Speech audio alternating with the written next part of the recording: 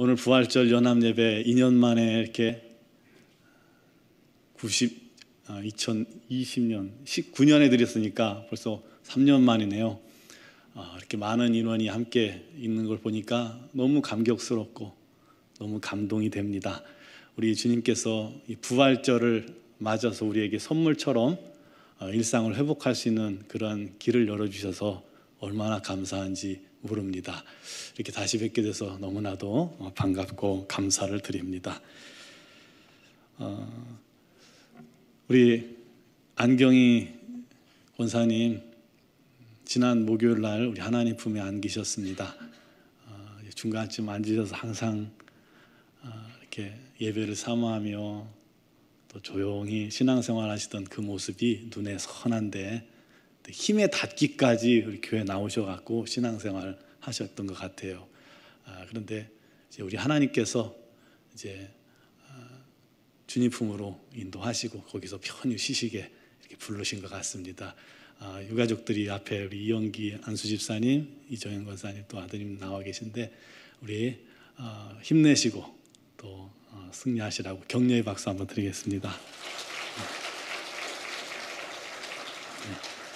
서울에서 장례가 진행돼서 많이들 문상은 못하셨겠지만 이렇게 나가실 때 위로의 말씀 또 더 많이 기도해 주시기를 부탁을 드립니다.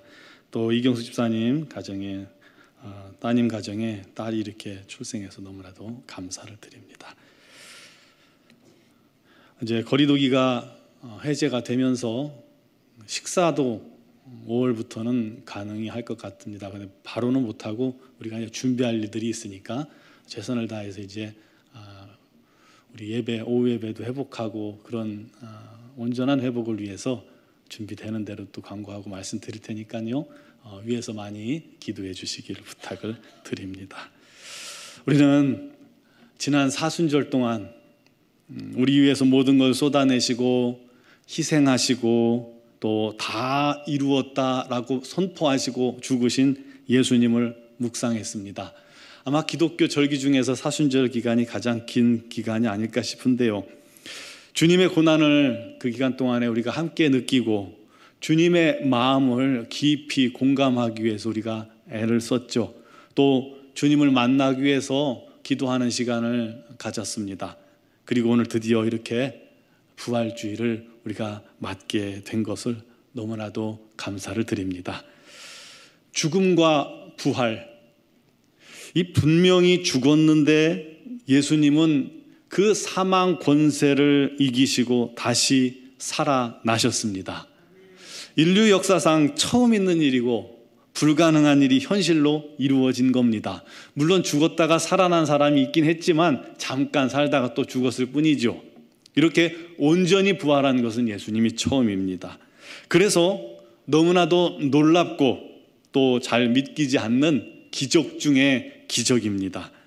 그 소식은 죽음을 피해갈 수 없는 우리 모든 사람들에게 최고의 기쁜 소식이고, 이 부활의 소식은 어지간한 절망의 모든 소식을 이길 수 있는 큰 소망의 소식이기도 합니다. 우리도 죽음을 이길 수 있는 길이 열린 것입니다. 그러므로 죽음 앞에서 우리가 담대할 수 있게 된 것이죠. 제가 장례식장 가면 종종 말씀을 드렸습니다. 저희 가족에게 아버지는 산 같은 그런 존재였어요. 다른 가정에서도 마찬가지겠지만 인자하시고 이해심이 많고 또 넉넉하시고 문제가 생기면 언제나 그 문제들을 짊어지고 앞에서 척척 해결해내던 그런 슈퍼맨 같은 아버지셨습니다. 그 그늘 아래서 우리가 편히 살았죠. 그런 아버지께서 목회를 하시다가 은퇴 후에 1년 만에 갑자기 그렇게 돌아가신 겁니다. 처음에 금요기도회를 다녀와서 숨이 없는 아버지를 발견했을 때 얼마나 당황했는지 지금도 생생합니다. 정신없이 심폐소생술을 하고 119를 부르고 했는데 결국은 아버지의 죽음을 받아들여야만 했죠. 그런데도 이 장례식이 진행되는 동안에 도무지 실감이 나지 않는 거예요. 아버지께서 곁에 안 계시다는 것이 실감이 나지 않아요. 그러다가 잠깐 장례식장 바깥에 나와서 화단에 쭈그리고 앉아 쉬고 있는데 한순간에 이 아버지에 대한 빈자리, 그 빈자리에 대한 두려움이 순식간에 제 마음속에 엄습했습니다. 앞으로 어떻게 해야 하나 하면서 현실적인 생각이 물밀듯이 밀려들면서 그제서야 아버지의 부재, 빈자리가 실감나기 시작했고 또 사방이 막힌 듯한 그렇게 답답함이 있었고 가슴이 두근거렸습니다. 한없이 제가 순간에 무너져 내리는, 마음이 무너져 내리는 그런 느낌을 받았습니다. 그런데 제가 그렇게 막 무너져 내리는 순간 우리 주님께서 저에게 이렇게 말씀하셨습니다. 사랑하는 아들아, 이게 끝이 아니란다. 그날, 내가 다시 오는 그날 내 안에서 다시 만날 거야. 두려워하지 마, 염려하지 마 하고 말씀해 주시는 거예요. 그러면서 예수님과 함께 아버지께서 그리고 먼저 가신 할아버지, 할머니, 우리 모든 가족들이 주님과 함께 계시는 것이 내 눈에 보이는 거예요. 활짝 웃으며 기뻐하면서 손을 벌리고 이렇게 환영하면서 맞는 모습입니다. 두 손을 벌려 끌어안고 눈물을 흘리며 즐거워하는 모습이 제 눈앞에 펼쳐졌습니다. 그 옆에 모세도 있고 바울도 있고 엘리야도 있었습니다. 한 번도 안 보고 어떻게 하냐고요? 다 알게 됩니다. 다 압니다. 그분들도 여러분들을 다 압니다. 그 영광스러운 모습이 제 눈앞에 펼쳐지는데 그 순간부터 정말 신기하게 죽음의 공포가 한순간에 사라졌고요. 세상 두려움, 아버지 부재에 대한 염려, 그 모든 것이 정말 한순간에 사라져 버렸습니다. 그 일 이후로 저는 절대로 죽음에 대해서 두려워해 본 적이 없습니다. 우리 그리스도인에게 있어서 죽음은 주님의 품으로 가는 것입니다. 주님 안에서 다시 깨어나 우리가 영원히 사는 것입니다. 믿습니까? 그런데 문제는 많은 사람들이 이 예수님의 부활을 못 믿는 겁니다. 어떠한 사상이나 신학이나 신화 같은 이야기나 이론적으로 그렇게 예수님의 부활을 믿고 있지 실제적으로 부활하신 우리 주님을 믿지 못하는 경우가 너무 많이 있다는 거예요. 예수님께서 나를 위해서 죽으셨다는 것은 사람들이 다 믿습니다. 잘 믿어요. 왜냐하면 누구나 죽으니까요. 또 삶 속에서 가까이에서 죽음을 우리가 목격하는 삶을 살기 때문에 예수님의 죽음을 믿는 것, 그것은 어렵지 않습니다. 그런데 이 주님이 부활하신 것은 잘 믿지 못해요. 부활했다는 것은 본 적도 없고 과학적으로나 이성적으로나 불가능한 일이기 때문입니다. 하지만 우리 주님을 누가 살리셨어요? 오늘 32절에 보니까 이 예수를 하나님이 살리신지라. 사람은 못해도요, 우리 하나님은 살리실 수 있는 겁니다. 그 하나님께서 우리 예수님을 다시 살리신 줄 믿으시기 바랍니다. 그러면 사람들이 또 질문할 수 있겠죠. 아니, 하나님께서 왜 차별하십니까? 예수님을 살려주셨다면 의로운 사람들도 살리시는 것이 맞지 않습니까? 하고 물을 수 있을 겁니다. 하지만 안타깝게도 죄 없는 사람이 아무도 없습니다. 의인은 없나니 하나도 없습니다. 모든 사람이 죄를 범하였음에 하나님의 영광에 이르지 못합니다. 그래서 사람은 아무도 다시 살 수가 없었던 것이죠. 반면에 예수님은 우리 죄를 대신 지시고 죽으셨지만 정작 예수님 자신에게는 아무런 죄가 없으셨습니다. 메시아 그리스도의 자격 조건 중 하나가 죄 없는 사람 아닙니까? 우리 주님 본인에게는 죄가 없기 때문에 하나님께서 그 예수를 다시 살려주신 것입니다. 그건 하나님의 공의에도 아무런 문제가 없는 것이죠. 결정적으로 하나님은 사람들이 예수님의 부활을 믿지 못할 거라는 걸 너무 잘 아셨습니다. 그래서 구약 성경에도 끊임없이 주님의 죽음과 부활을 예언해 주셨습니다. 우리 주님께서도 돌아가시기 전까지 끊임없이 주님께서 죽으실 것과 다시 살 것을 예언하셨습니다. 부활 후에는 제자들에게 여러 차례 나타나셔서 그들을 만나 주셨습니다. 함께 식사하고 함께 대화하고 함께 또 같이 몸을 부비고 만지게까지 해 주신 것입니다. 그렇게 실제적으로 우리 주님께서는 부활하신 것입니다.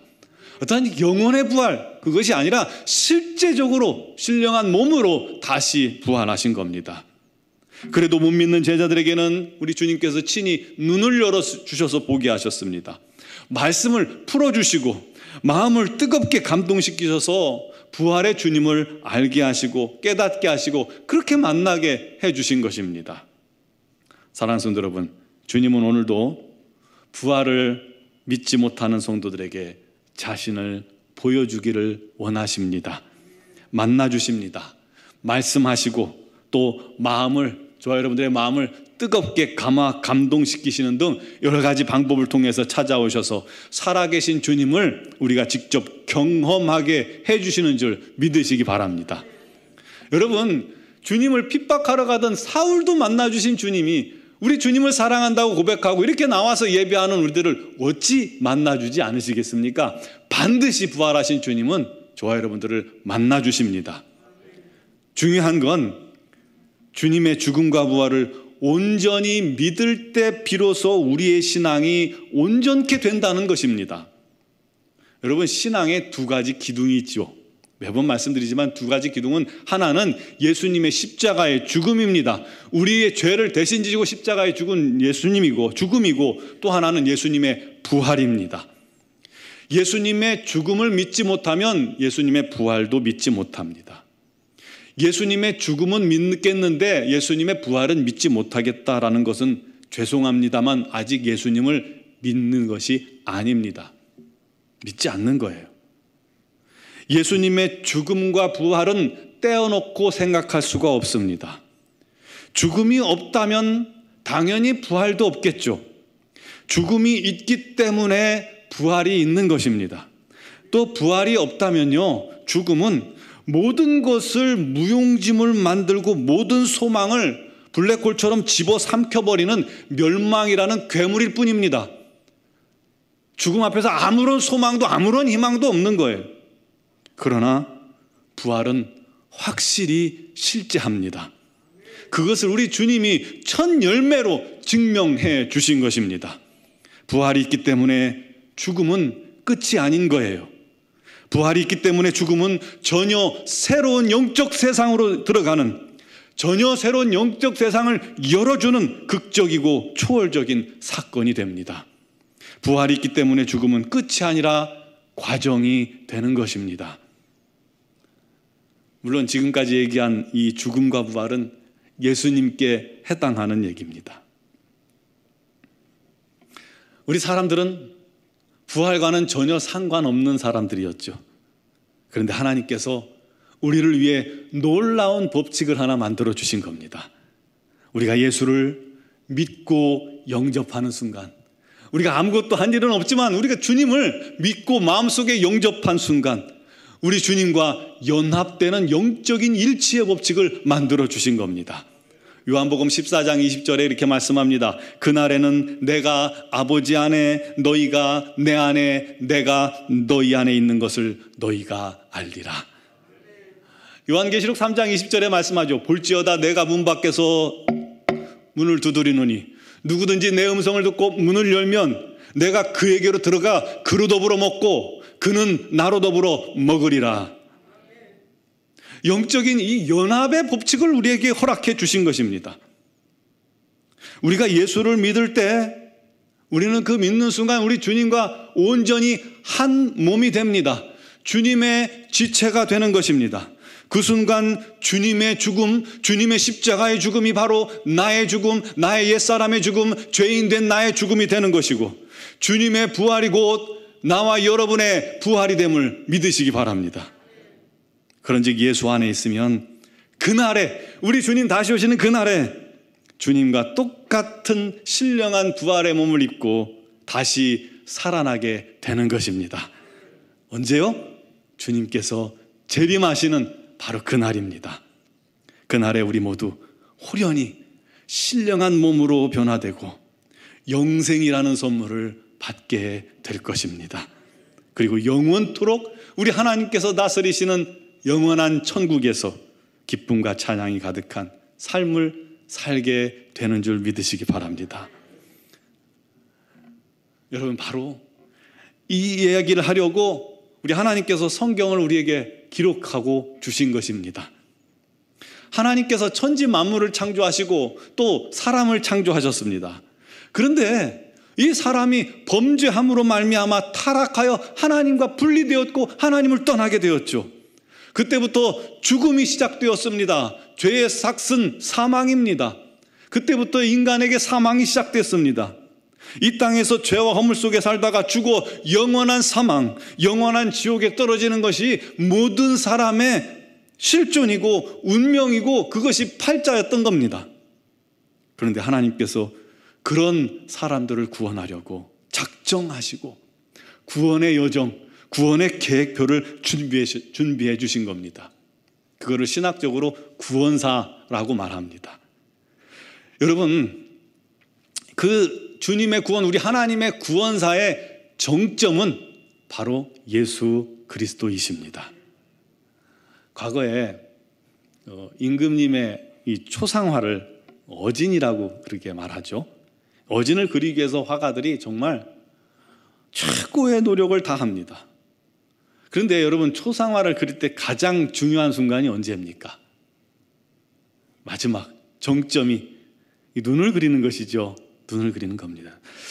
어떤 눈동자를 그려 넣느냐에 따라서 그림이 살아있느냐 죽었느냐, 그 인물이 슬프냐 기쁘냐, 어떤 마음이지 다 결정되기 때문입니다. 그처럼 구원사의 핵심은, 우리 하나님의 그 기나긴 구원사의 핵심은 예수님의 십자가와 죽음입니다. 우리 죄를 대신 지시고 죽은 그 십자가입니다. 우리 죄를 대신 지신 죽음이 있어야만 우리가 죄 사함을 받기 때문입니다. 그래서 주님이 죽으면서도 다 이루었다라고 말씀해 주신 것이죠. 그리고 또 한 가지는요, 주님이 다시 사는 것입니다. 주님이 다시 살아야 그 안에 있는 우리도 다시 살아나 영생을 누릴 수 있기 때문입니다. 그래서 구약 성경은 계속해서 한 사람을 가리키고 있습니다. 누굴까요? 구약 시대의 구원자 모세일까요? 그렇지 않습니다. 여러분, 이단들은 이 한결같이 시대적 구원론을 이야기합니다. 그래서 구약 시대의 구원자는 모세라고 말하고요, 신약 시대의 구원자는 예수님이라고 말합니다. 그리고 지금 우리가 사는 이 시대의 구원자는 자기들 교주가 구원자라고 이야기를 하고 있어요.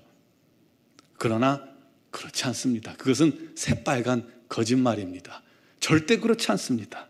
구약 성경이 가리키는 오직 한 분, 그분은 장차 세상을 구원하러 오실 메시아 그리스도 예수를 가리키고 있음을 믿으시기 바랍니다.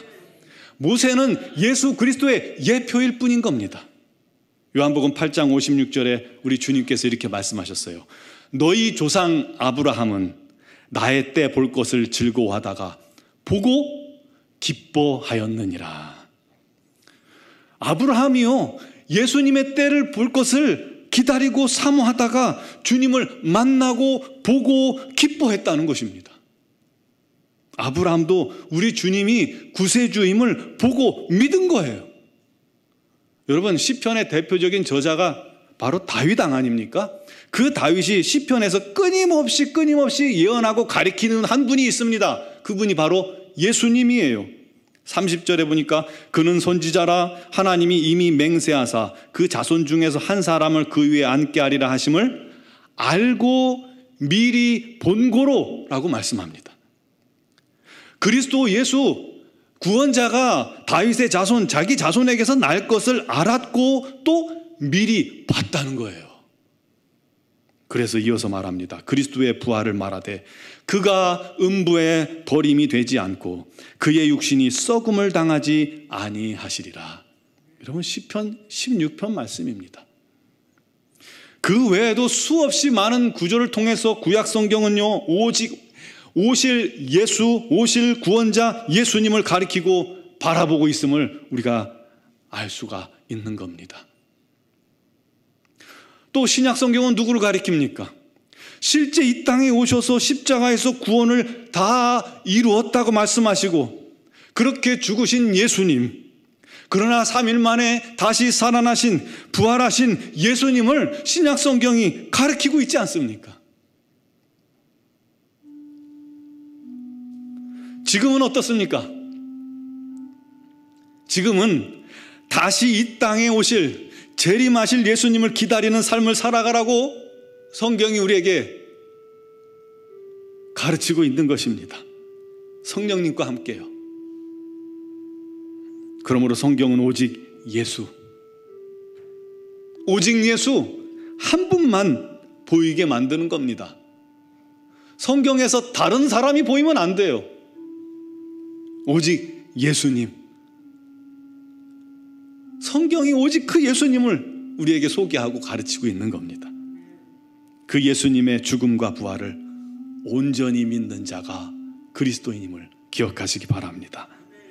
아울러 한 가지 더, 부활하신 예수님은 지금도 살아 계십니다.